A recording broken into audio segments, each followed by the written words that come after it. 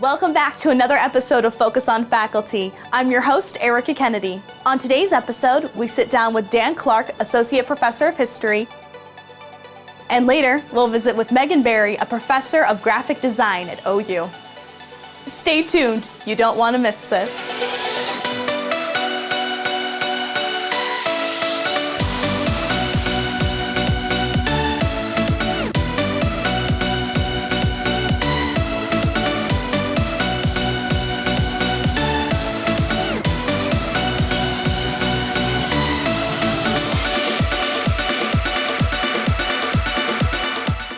Welcome back to Focus on Faculty. Today we are in Kresge Library with Associate Professor of History, Dan Clark. Hi Dan, welcome to the show. Thanks for having me. Wonderful. So let's jump right in. Tell us a little bit about yourself. Where did you grow up? How did you start teaching? And how did you end up at Oakland University? Sure. I'm actually a Michigander. Not that many people in the history faculty are, but I was born and raised in Midland, a couple hours north of here. Really? Right, Awesome. yeah. And I went to undergraduate school at Albion College, so in Michigan there as well, but went to Duke for graduate school. And I ended up, teaching was what I wanted to do for sure, but just because you go to graduate school and get a PhD doesn't mean you get to teach. No. The job market is very tight. Yes. So I was dedicated to raising sons too. I had two children, and so I stayed home with them for about 6 years, which is the worst possible move you can make if you're trying to get a tenure-track job after you get your PhD. Absolutely. But I did that, and then was limited to where they were, so I did a lot of part-time teaching gigs at various schools, including Albion, but also Eastern, University of Michigan, Grand Valley, Wayne State, and at Oakland. And and it was that connection that allowed me to even be aware of Oakland. I taught as a part-timer, I think in 1995.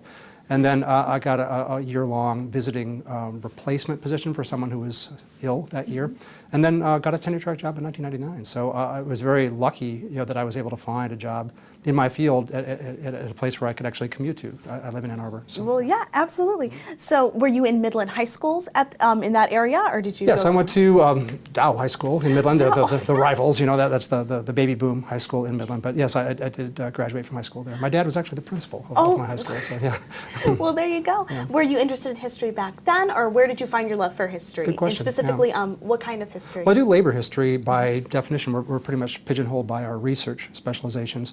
I really liked history growing up, but I grew up in Midland, which is a chemical town, the Dow Chemical Company, and the ethos in the schools there is that if you don't do the sciences, you're probably not too bright. And so there really weren't many offerings for advanced study in history. But there was one class called Minority Groups that I really liked. It was the class you took if you liked to smoke outside. This is the quaint days when people just smoked cigarettes as a rebellion. And it was for the burnouts, to take. And I really liked it. Had a wonderful teacher.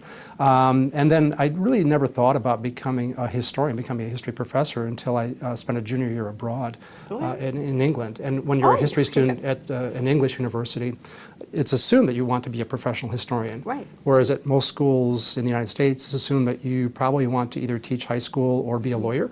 Yep. And, That's pretty much. And so, it never occurred to me how my professors got to be professors, and I never envisioned myself doing that. But after that experience, I really had it in my mind that that's what I would like to do. I took a couple years off to relax and kind of regroup after my undergraduate experience, and then fortunately got into Duke at that point. So, yeah. Well, that's wonderful. I think a lot of people don't understand that when you go overseas, there's a very different culture when it comes to history there and history here. It's really interesting. So does that mean when you went for your PhD, what kind of a process did you go through? We know about PhDs for doctors, but not really for historians. And I didn't answer the second part of your question either, because that's all related at this point, so we can get back on both tracks. But I went to graduate school in the 1980s when you could still enter a PhD program in history without knowing exactly what you were going to study or who you were going to study with. The market is so tight now that pretty much everyone has to already have a relationship with a mentor before heading off to graduate school.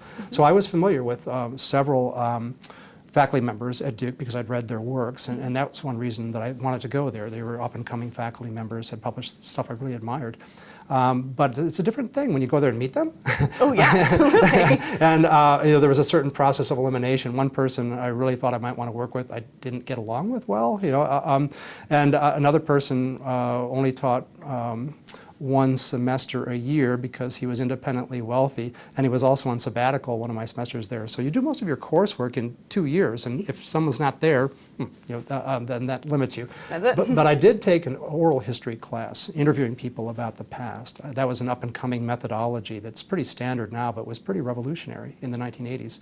And we had to do year-long research projects, and I got involved with studying a strike in a cotton mill town about 40 miles away from Durham, where Duke is. And it was just happenstance because I didn't know anything to do. I was from Michigan, and you have to have a local topic for oral history, and my advisor mentioned this strike and thought I might be interested in pursuing it. And I did, and lo and behold, eventually that years later turned into my first book, and that made me a labor historian. There you go. Yeah, right. That's Yeah. how it happens. So I could have been a colonial historian. I could have been anything, but that's what did it at that point. Yeah. That's awesome. All right. Well, let's talk about the classes you teach here at Oakland. You talked about some of the ones you took in college. What classes do you teach here at Oakland? Sure. Well, all of our faculty members teach introductory classes, gen ed classes, and so we teach the intro class. But we are hired to teach courses in our specialization, and that made me a labor historian, right? So I do teach a U.S. labor history class. I teach a Detroit labor history class, which I'm teaching right now, and that's a lot of fun. I also teach a class on the Cold War, the U.S. involvement in the Cold War, and I extend that to domestic issues as well as international issues, because I'm more of a social historian than a foreign policy historian, but that's a wonderful class to teach. And probably my favorite class to teach is an oral history seminar. I don't get to teach it all that often, but students absolutely love learning about how complicated it is to figure out what you're learning when you're talking to someone, and then go off and they do their own research projects and report back into each other. It's just a wonderful class. I've also taught a variety of research seminars. We have research seminars for our undergraduates and also graduate students. So I teach across the board. So teaching from freshmen, undergraduates to graduate students. With the other teachers we've interviewed on the show, we talk about the aha moments for students. And I'm sure that's because you teach such an extensive amount of students, where do you see aha moments come in from undergraduates to the graduates? Yeah, well, that's a great question. You never know what it's going to be for any particular person, right? But I think that for the intro students, the aha moment comes when they realize that history isn't what they thought it was. And I don't mean in terms of some counter-narrative which may or may not exist, but the fact that historians don't know what happened necessarily. We are interpreting the past through imperfect documents, and that we might appear to have some kind of encyclopedic knowledge of the past, but that's not what we are aspiring to achieve, and that's not what our research is about. We want to make persuasive arguments, but we do it with evidence that's imperfect, and we have to interpret, and there are competing interpretations potentially. And I think that throws a lot of students because they want to know what happened. For sure. Yeah, like, this is what happened. This is what happened. You're right. And what am I supposed to think about it, right? And so I set up the class so that you could argue just about anything as long as you can support your point and engage contradictory evidence, and that throws a lot of students. But it leads to aha moments. You're like, oh, I get to interpret. Oh, yeah, absolutely. Yeah, and then those moments can come in different degrees in different classes. In the upper level classes, we learn how to engage both primary sources documents and interrogate them. And we learn how to read books, which might seem like a simple thing, but what's the argument? I mean, most of these students haven't really thought about reading for argument and haven't really thought about how one argument might completely contradict another argument, and then you have to try to figure out what you think is most persuasive. And but I think that in the Cold War class, students are really amazed at learning how the Civil Rights Movement and Cold War policy were so interrelated. In labor history classes, students are amazed to find out, just what kinds of issues workers have faced over the years, regardless of unions, which is what most people come in thinking the course is going to be about. And then they end up relating these issues to their own lives, control over your life, work-life balance, and having some say over what you do, these sorts of things. Students never really envision themselves as being part of history, but they are. And so those are big moments. With graduate students, it really comes down to them engaging at a higher level with debates that historians are having right now, and they realize that they can enter those debates a lot earlier in history than you can perhaps in microbiology or biochemistry or something like that. It's much harder to develop a skill set to be on the cutting edge there. But if you can read and you can think and you can do research, you can be engaged in these high level debates. Absolutely. Well, then let's talk about some of the books that you've written. Okay.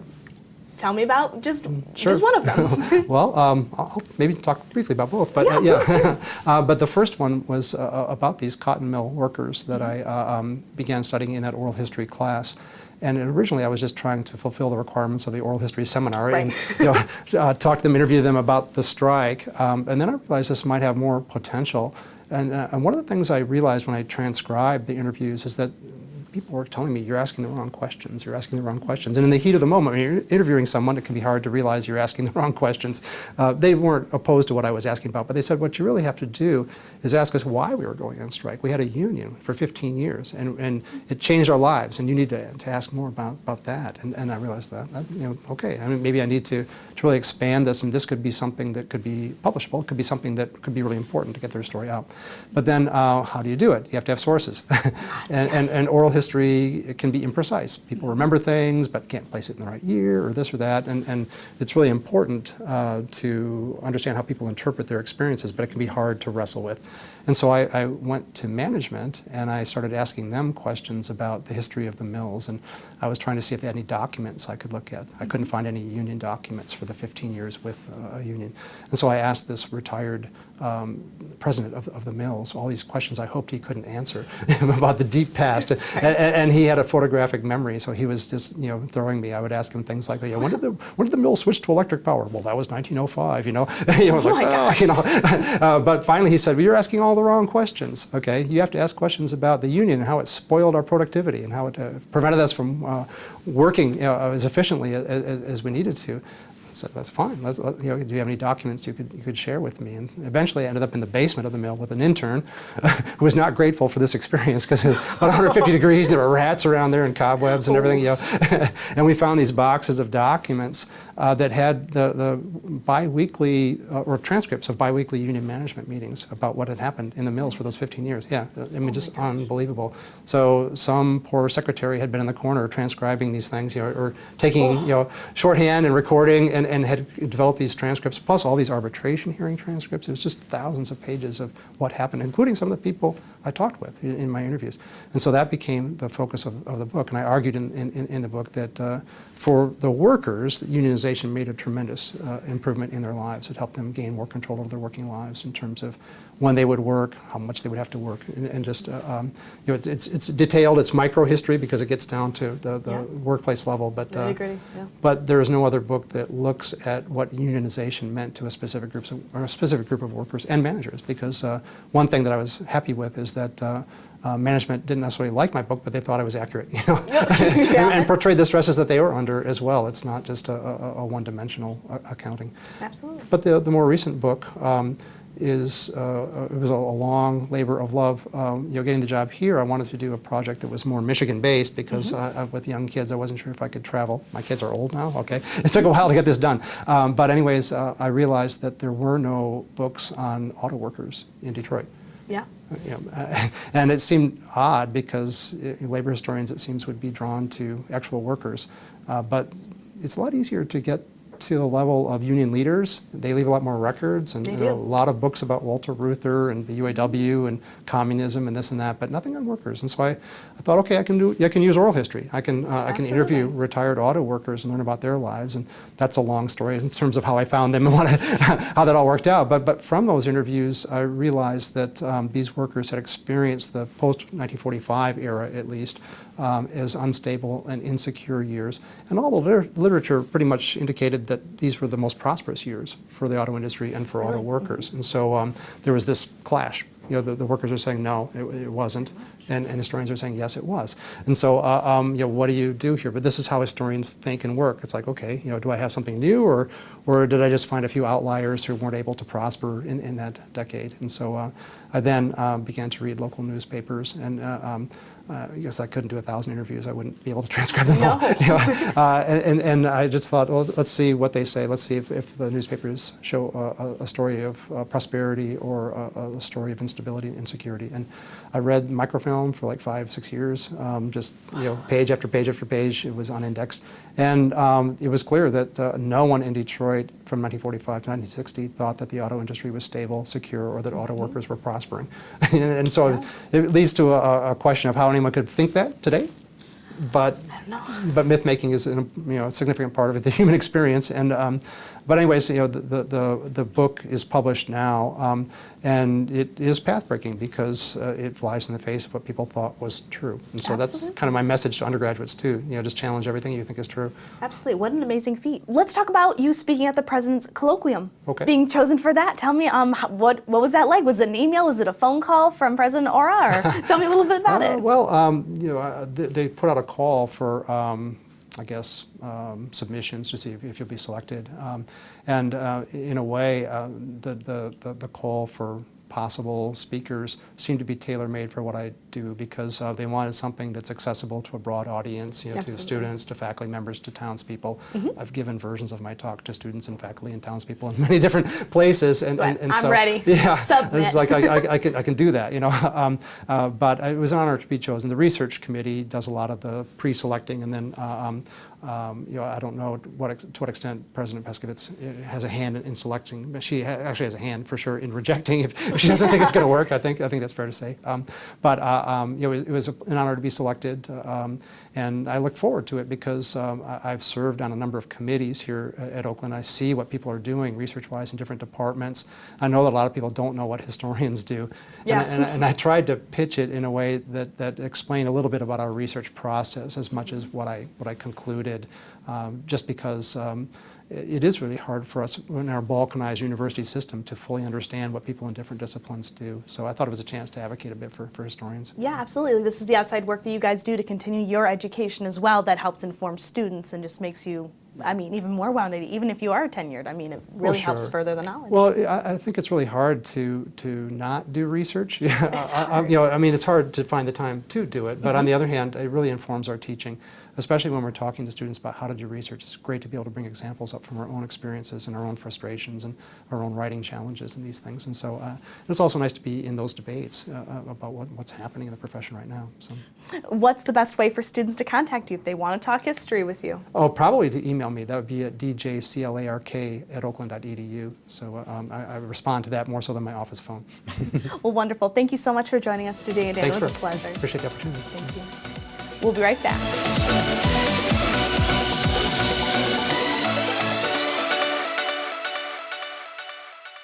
Okay, so we drowned the fire, stirred it, drowned it again, and now just feel if it's cold.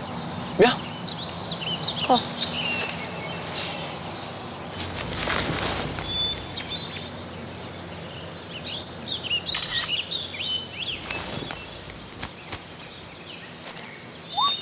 Smokey just gave me a bear hug. I know. Already posted it.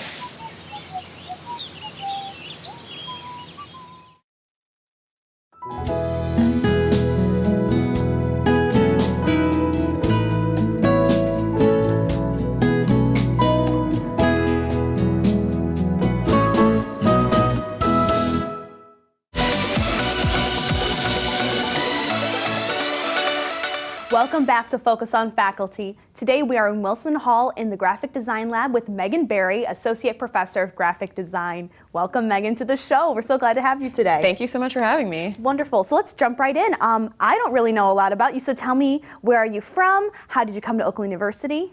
All right, so I am originally from central Massachusetts. I grew up in a really teeny town, so please don't talk any crap about the Patriots, the Red Sox. I will get really angry. And then I ended up going to undergrad school in Brooklyn, New York at a school called Pratt Institute. Okay. So if you watch The Office, that's where Pam supposedly went to school. After that, I ended up moving from Brooklyn to Bloomfield Hills, Michigan, where I went to graduate school at Cranbrook Academy of Art, and I studied 2D design. I ended up at OU a couple of years later after getting a teaching job here. So I've been here, this is my 7th year. Well, that's amazing. So tell me a little bit about living in Massachusetts. How is it different from living in Michigan? And how did you discover that you wanted to do graphic design? Sure. So my really, really tiny small town is different from where we live here. There was no Target 10 minutes away. Where I grew up, you had to drive pretty far. So I was really lucky that I had a public school education, that I had a great art program and an art teacher.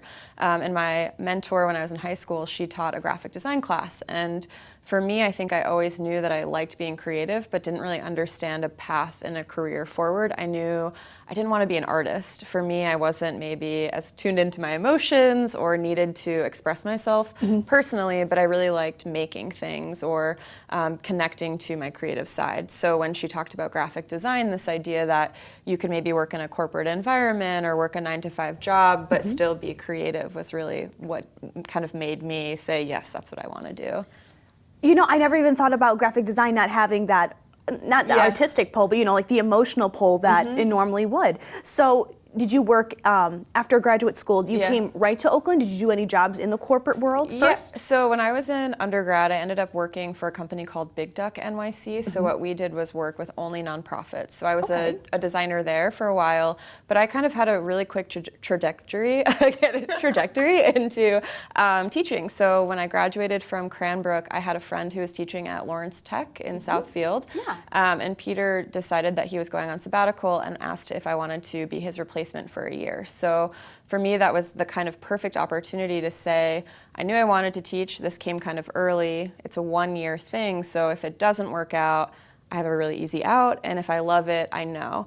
And so I did that for a year. And then this job opportunity was open at Oakland. And I applied on like a whim and a prayer. And somehow they said yes, and so here I am. Well, here you are. I'm sure everyone's so glad that you are here, especially for 7 years. What are some of the aspects of graphic design, as someone who doesn't know really anything about it, like what are some of the aspects that you really enjoy doing? Sure, so what my kind of specialization is in graphic design is I focus on branding and also thinking about how design helps the economy. So as part of my research, I run a design studio in the city of Detroit called Unsold Studio. So we do work with nonprofits, development corporations, small businesses, and we really think about how can we use design to help better communicate what they do in a visual way. So it's really, an easy way to think about it is it's not just a logo, it's also thinking about a coffee shop that I work with. It's how do they talk to people about what is their bean, what makes a bean fresh, right? So we really dig at that and then make posters, social media, menu design, app design, how the coffee packaging looks. I mean, it's all of the pieces of the puzzle. So the brand is really about how people talk about you. So you can have a personal brand, but I'm working more on that kind of business side of things. Gotcha. So is that working with the company in Detroit, is that just one of your outside projects that you have to continue as a professor here at Oakland? Do you have other ones that you're currently working on? Yeah, I have a lot of projects. So Unsold Studio is kind of my research arm. So I run that with a woman who actually teaches at Lawrence Tech that I went to graduate school. Okay. So we both have a really similar kind of feeling about the importance of design connecting to research, but also practical in nature. So for us, we're thinking about theory in the classroom and then actively working on it when we leave the classroom. So some of the other projects I'm working on right now, we work for a nonprofit that is called Grandmont Rosedale Development Corporation. So for example, Grandmont Rosedale is a neighborhood in Detroit, and they have a commercial corridor, and they're trying to figure out how can we get more people to want to come to the neighborhood and shop, for example. So we're working on branding that commercial corridor. So thinking about how do we talk about this place? How do we get this to be a destination? So that's one of our big things we're sinking our teeth into right now. I'm also working on projects for other nonprofits. There's a community arts organization that we do a lot of event kind of focused work, all sorts of things. But the big push right now that is on my brain is coffee, because they're opening their second location. So oh my gosh, just so much going on. There's so much on the plate. There's a lot on the plate, yeah. So with all that going on, what classes do you teach here at Oakland? Sure. So at Oakland, I teach a lot of the senior level courses. So I'm teaching senior thesis in graphic design, which the students, that's the last thing they do here. That's their independent study. And I will make a plug that at the end of every semester, those students show their work in the OU Art Gallery. So if you want to see what they're up to, you can come to that public event. So I'm also teaching Graphic Design 3, which focuses on design thinking. So that's really making sure students understand how does design create impact outside of just saying, I really like it, it looks good. So it's thinking about how do we create measurable goals around design. So thinking about, are more people going to the website? Are you creating traffic? Are you using data analytics from social media to prove that your design is working?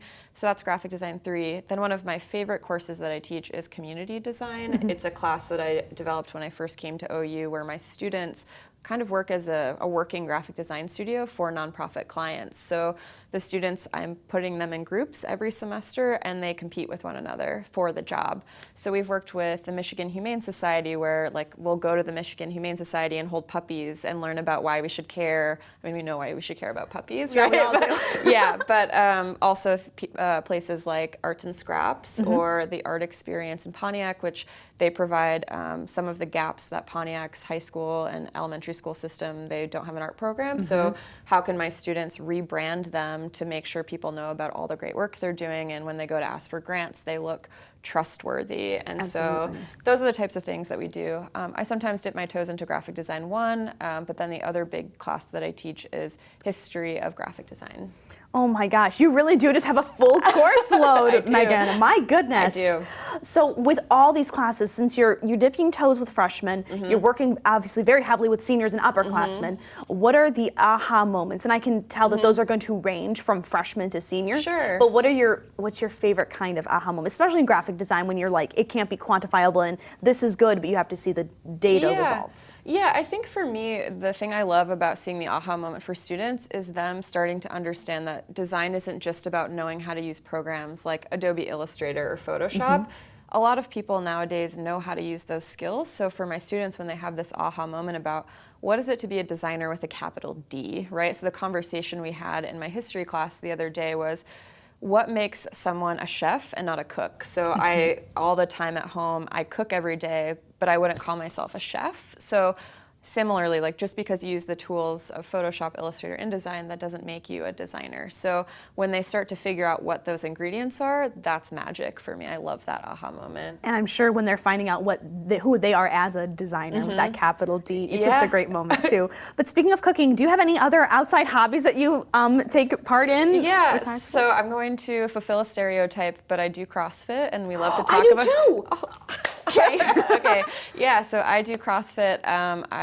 For me, it took a long time to kind of figure out as an adult what my exercise was going to be. When I was in high school, I always played team sports, and since kind of becoming an adult, it took me a while to figure that out. So I ran a half marathon and tried Pure Barre and all these things, and it never stuck. I wow, like why it. are we bonding, Megan? Wait a minute. I wasn't a Pure Barre fan either. Like, I liked it. I understand it, and I'm a dancer, so I get it. No, it just didn't do the same thing, but CrossFit makes me tired. Yeah.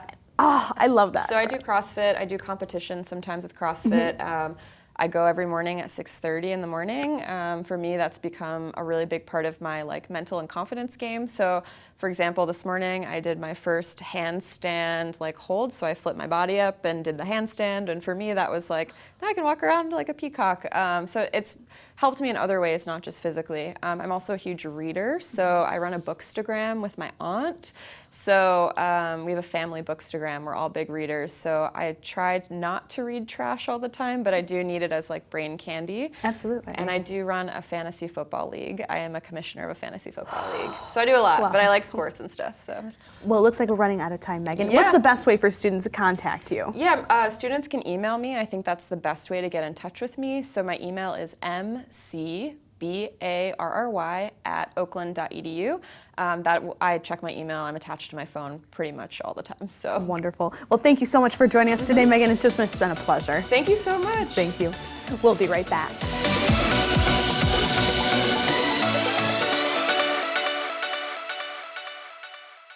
They said I have troll teeth. That my voice sounded like a possessed baby doll. That no one would ever love someone as stupid as me. That I was fat, ugly. Disgusting. The effect of bullying is potent. We will no longer be the silent majority. Now, when you see online bullying, there's something you can do about it. We're gonna take action with the I. I am a witness. I am a witness. I am a witness. I am a witness. I am a witness, and so are you.